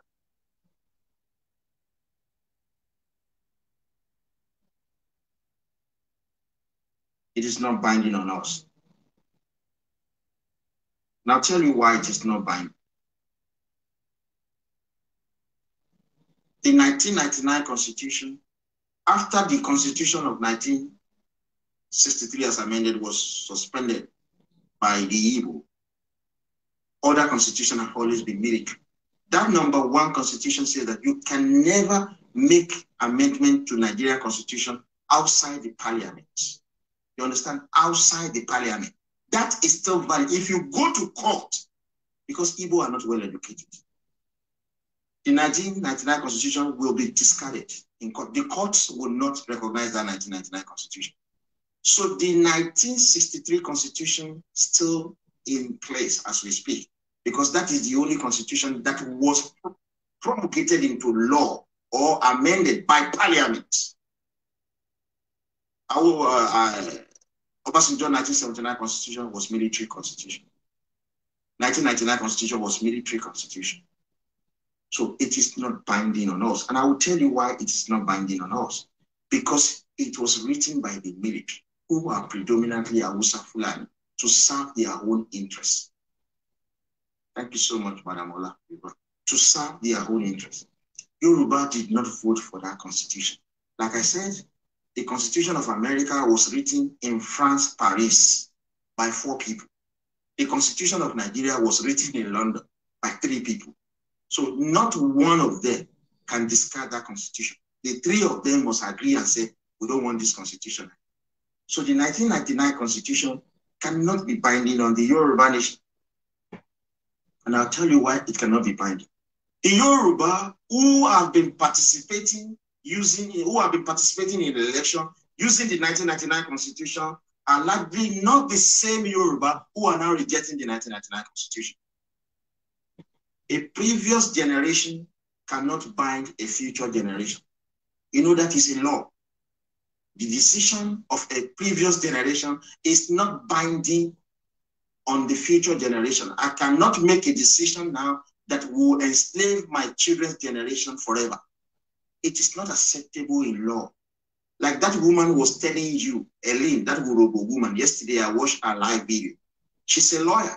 She was telling the Igbo that whoever owns the land owns what is on that land. I hope you're getting it. I will tell you why this. It is a concept in law. A previous generation cannot bind a future generation. It is an argument in law. In 1801, the Irish people passed a law in their parliament saying that they like the union of English, Welsh, and Scottish. So the Irish passed a law in 1801 saying that we would like to join these four nations and be part of the United Kingdom. That law was passed in the Irish parliament. Then the other three, England, Wales, and Scotland, they agreed that the Irish people should join them. So in 1801, the Irish people joined the United Kingdom and it became the United Kingdom of Great Britain and Ireland. It's a country. So four people joined together. That was the decision of one generation. That was done in 1801. By 1922, another generation of the Irish, they said, look, the decision of our previous generation is a stupid decision. How can we be part of a union and we cannot control our military? How can we be part of a union and we cannot control our taxes? How can we be part of a union? All the taxes we pay in Ireland will go to England for decision. That generation in 1922 said, no, we don't want to be part of your union. What happened? The English said, no, the previous generation have signed this agreement. You are going to be with us perpetually. The generation of Irish in 1922, what did they do? They did not smile with anybody. They went out with guns. They went to war with the English and they came out of the United Kingdom. It is a law. The decision of a previous generation is not binding on the future generation. That is what you don't know. Igbo, children of AIDS, get some education. In 1706, the Scottish spoke to the English and said, look, we want us to have one country. Why? Because the King of Scotland married the daughter of the King of England. So the King of Scotland said that now that we married together, let us form a union. Then the English people asked their parliament, do we form a union with the Scottish? And the people said, yes, yes, yes. That's how the English speak. Yeah, I watched their parliamentary proceeding. So that was done in 1706. In 1707, the same thing was done in the Scottish Parliament, saying that, oh, let us join hands together with the English. Now they joined hands together and created what you and I know as Great Britain. But shortly after that, what happened? The next generation of the Scottish say, no, we don't like this system anymore. Yeah, they say, yeah, we don't like this system. Why? The English is controlling too much power. We don't want it. They fought themselves for 300 years, by the way, we don't know. Yeah, they fought, English and Scottish. They always fight. And it is religious leaders in Scotland who are always leading the war. The religious leaders, unlike the Yoruba religious leaders who are always doing corruption, sleeping with women. Idiot. The religious leader in Scotland, they are the one always instigating war with English people. They fought each other. Until when? They came up with regional system of government. That is why today, Scotland has its own parliament. It has its own first minister. England is doing its own nonsense in its own England. Wales is doing its own thing. Northern Ireland is doing its own thing. They fought. Because one generation in Yorubaland subscribed to this useless 1999 unitary system upon which they conducted election on it, doesn't mean that my generation is going to accept that shit constitution. No. So that is why in law, a previous generation cannot bind a future generation. One generation of the Chinese gave up Auckland to the English. Another generation came and said, no, it is unjust. It is our land. They took it back. We reject the 1999 constitution, Igbo, in case you don't know. We have been saying this for years. We want to go back to the 1963 Constitution. So this is why we are going to kill ourselves.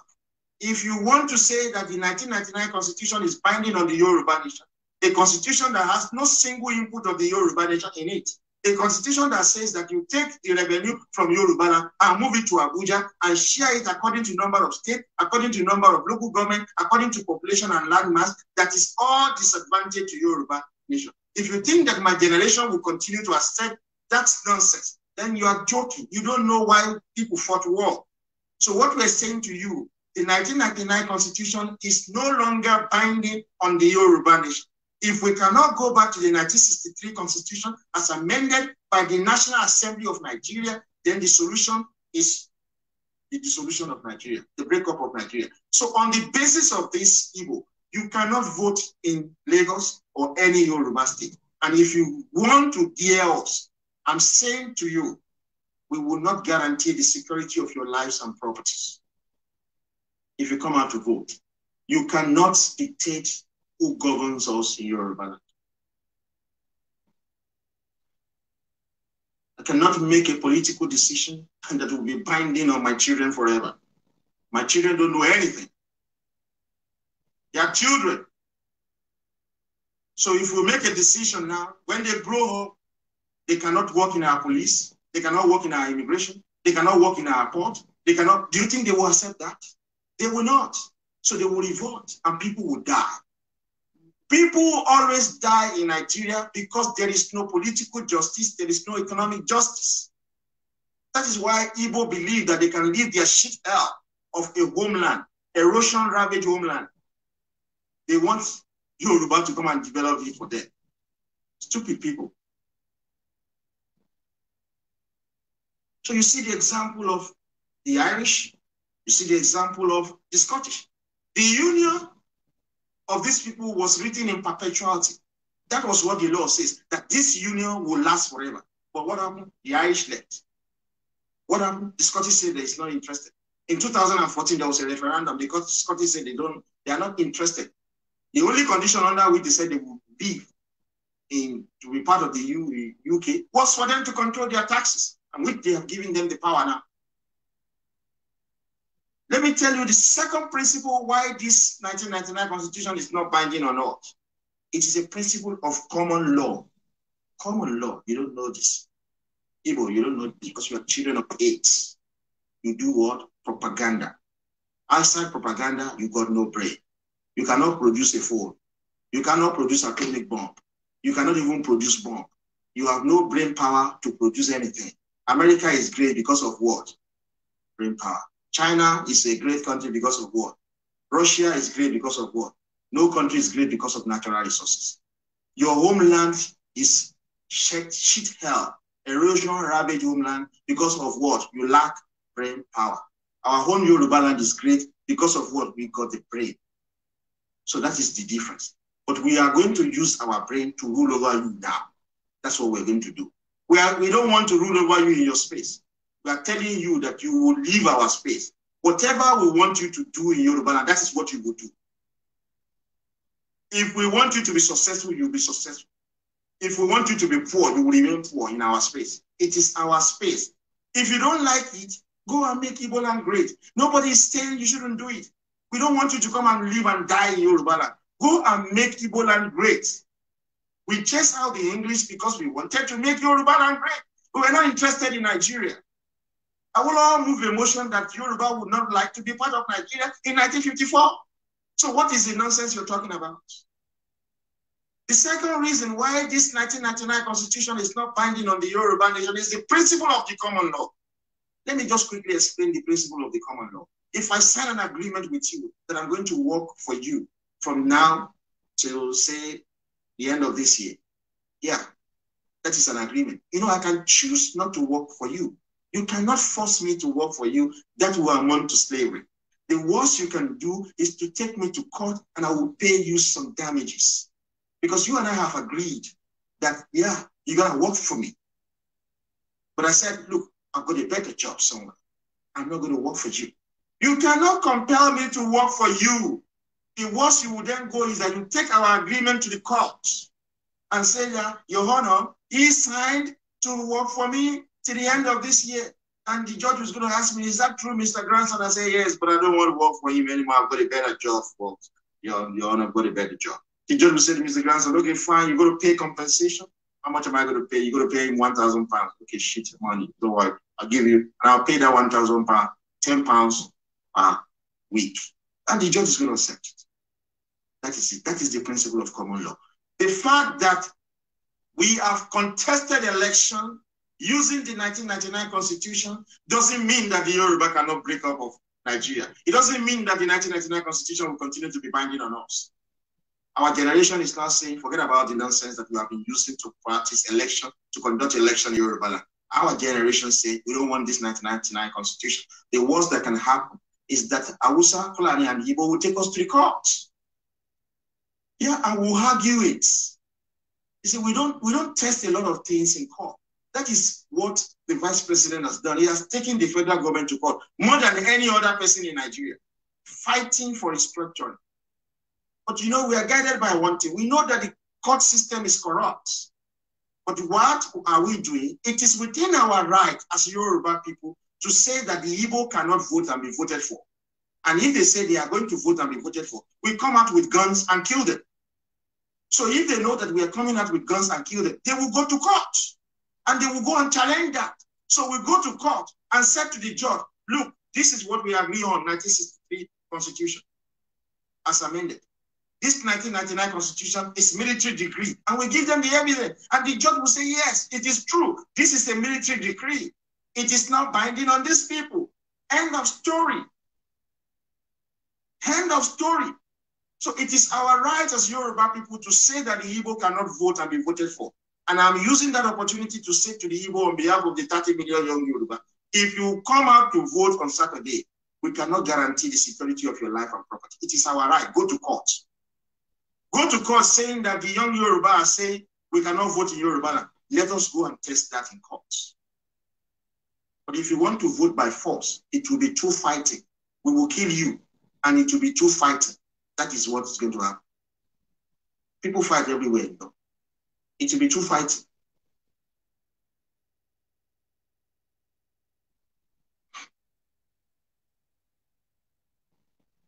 It will be. Look, let me tell you something that you Igbo do not understand. If we test this case in court, we're going to win. But we're conscious of the fact that the Fulani controls the court. You understand? But we don't even want to test the case in court. We have adopted organized violence because the court is a shit system in Nigeria. Because of political injustice, economic injustice, we will continue to kill ourselves in Nigeria. And those who are saying, we don't want war, we don't want war. This is what somebody said. Let me see. What this person was trying to write to me. I wrote it somewhere.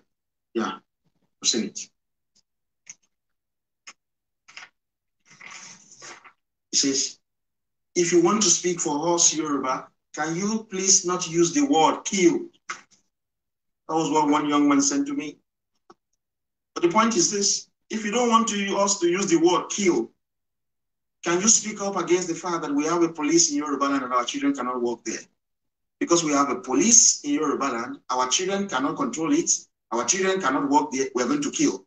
Because there are police in Hausa Fulani land. Let them work there. There are police in Igbo land. Give that to the Igbo people. So if you don't want us to kill, give us back our job. It's simple. It is justice. But because we are black, we don't have sense of justice. We have military divisions in Yorubaland. We have military divisions in Hausa Fulani land. We have military divisions in Igbo land. But the military division in Hausa Fulani land, Hausa are working there.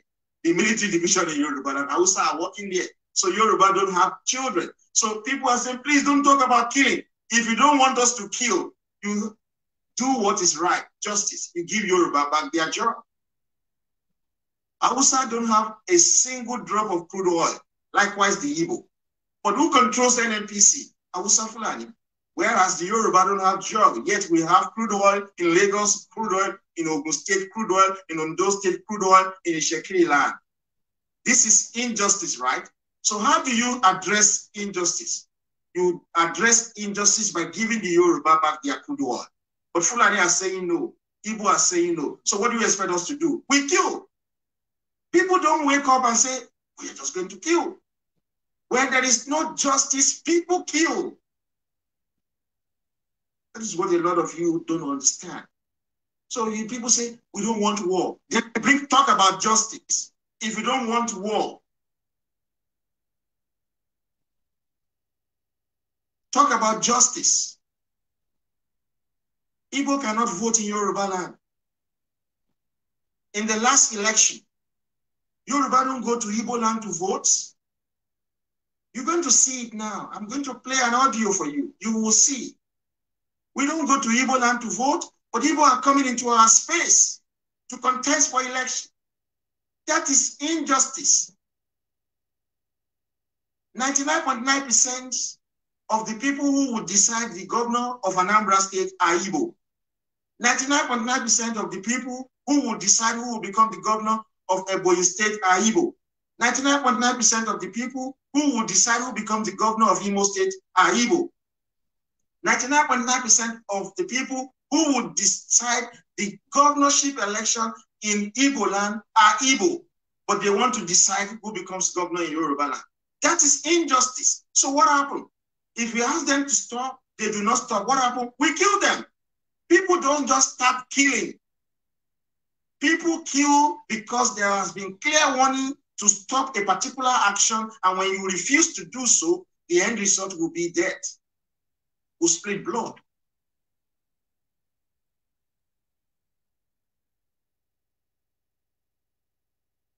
That is what will happen. I watched Oluka Odesalako is the head national secretariat of Mandate Group. And this is what this guy said. It was on your TV. He said, if we Yoruba are not careful with the way we reason and rebel politically against our home politics, a time is coming when our children will be begging for political slots in the hands of the people we accommodate in Yorubaland, especially in Lagos here, and they won't get it. That is it. Igbo are very quick to say, black people can vote in England. There are Igbo who are winning election in England. There are Yoruba who are winning election in England. How come we cannot vote in Yorubaland? Well, this is a simple answer. The irresponsible English colonial thugs came to Yorubaland in 1851 and killed our people. They then took over our space. They enslaved us, they stole our resources, and sent our people to slavery in North America and South America, and in the Caribbean. For that singular irresponsible action, they are indebted to us, not forever per se. They are indebted to us. So for that, they allow us to vote and be voted for in their space. The only reason why you see black people voting and being voted for in England is because of slavery and colonization. Can any black man say that they want to go to Russia and vote and be voted for? Can you go to Bulgaria, Latvia, Lithuania, Malta? Can you go to Japan as a black person, say you want to vote and be voted for? Can you go to China and you say you want to vote and be voted for? Can you go to Singapore, Malaysia? None of these countries colonize you. The only reason why you see Igbo or Yoruba winning election in England is because of slavery and colonization. Igbo, go there to China and say you want to be their prime minister or their president. Go and contest that space with them. It is a failure on the part of the English till today that they are dealing with. The slavery and colonization cost them a lot. That's why you see all manners of people trooping into their space. But the English will not allow people from Eastern Europe or European countries to vote in England because they never colonized them. So Igbo, you cannot vote and be voted for based on this example that I've given because the Yoruba nation never colonized you. We're not the same nation. You just think Nigeria is a nation. Nigeria is not a nation. It's a country of many nations. The nations within Nigeria have their own respective space. You as a black man, you say you go to, what is this good country in Europe? Just go to any Eastern European country and be beating your chest on. I must vote. I'm a woman right, or I'm a woman being. I've been living here for years. They will remind you that they never colonized your ancestors. So there's a lot of things that we do not get. So I agree with this man, Olukoya Sarako, who says that if the Yoruba nation is not careful, our children will not even have a space. They will not be able to rule over us. So Igbo, because the English allow people to vote in their country, it is not automatic. It is because of slavery and colonization. And then, look, let me just say something. I don't believe in reparation, that the English must pay reparation or anything. Look, we just have to move past this slavery and colonization because the English themselves were enslaved. We Yoruba were enslaved Dahomey people. If anybody must lay claim to who must vote in Yorubaland, it's only people from Dahomey who are in Benin Republic. They are not even contesting our space with us. But irresponsible Igbo, we are not even neighbors to these children of hate. We're not neighbors to them. Yet they say they want to vote and dictate who becomes our governor. The people that we colonize, they are less than 30 minutes to Yorubaland. Igbo is more than 30 minutes to Yorubaland. The Dahomey people, they are just less than 30 minutes to Lagos. They are not even claiming they want to vote. People will never colonize say they must dictate who becomes our governor. You must be out of your mind for you to do that. See, what the Igbo wanted to do is they wanted to do the same thing the Dutch did in South Africa. The Dutch took over the land. They took over the land and ruled over the blacks. That is the same thing the Igbo want to do in Yorubaland. Say, yeah, we're going to take over the land. They keep one Nigeria. They keep saying that nonsense. One Nigeria.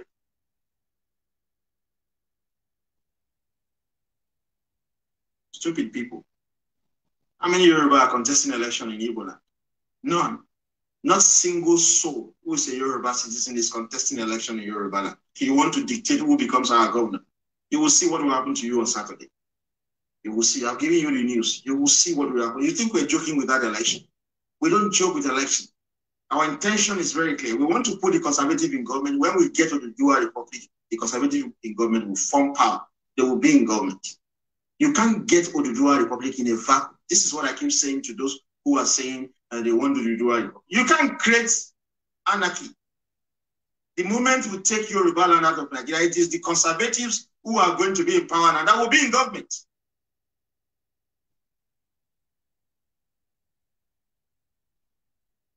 Yeah, a lot of them travel from Kwara to Lagos State to vote for Atiku. A lot of Igbo, they move massively from there.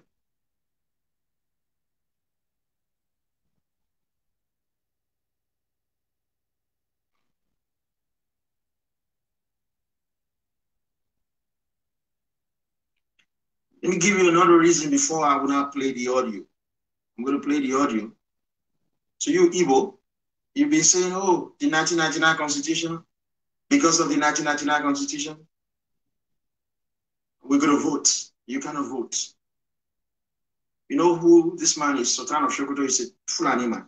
His full name is Alhaji Mohammed Sadiq Saad Abubakar III. In 2011, he delivered a lecture at Harvard University. The lecture was for Samuel L. and Elizabeth Jordi Lecture at Harvard University. The title of the lecture is Islam and Peace Building in West Africa in 2011. He is not just an ordinary person. He is the Fulani Emir or Sultan of Sokoto and all other Emir in Hausa Fulani land. They see him as their head. After he had delivered the lecture in 2011, and then someone asked him a question about the Nigerian constitution. And then the Sultan of Sokoto said that he did not recognize any Nigerian constitution. He said that the only constitution he recognized was the Quran. That is it. You can go and find it there. He does not recognize the 1999 constitution, even though the 1999 constitution was written by his people for Hausa Fulani. He didn't recognize it. He said in a public lecture that the only constitution he recognized is the Quran. This is the same stand of Boko Haram. Boko Haram said that they do not recognize the Nigerian constitution, that the only constitution they recognize is the Quran. That is what Boko Haram said. So it's the same thing that Sadiq Abubakar said. And in terms of Boko Haram, you know, they've been fighting war since 2010. More than 9 years. Yeah, more than 9 years. They have the stamina for it. You only fought war for 30 months. You ran away. Now the Kano is just propagandist. You disappear. Sell, sign, and deliver. That is what he said. He said that the IPOP have signed documents with the Nigerian government in the presence of international community. He cannot even produce the document to the public because it's a bullshit lie, pure propaganda. That's all you do, children of hate. That's all you do. Evil, you are the children of hate. He says, seal, sign, and deliver. Yeah? Why is that eating? Why is that not in the public? Because there was nothing signed with the federal government in the presence of any foolish international community. He's lying. Boko Haram has been fighting for 9 years. You only fought for 30 months. You got tired because Yoruba did not feed you food. We just only stopped economic blockade. You got tired. Boko Haram has been doing their own for 9 years.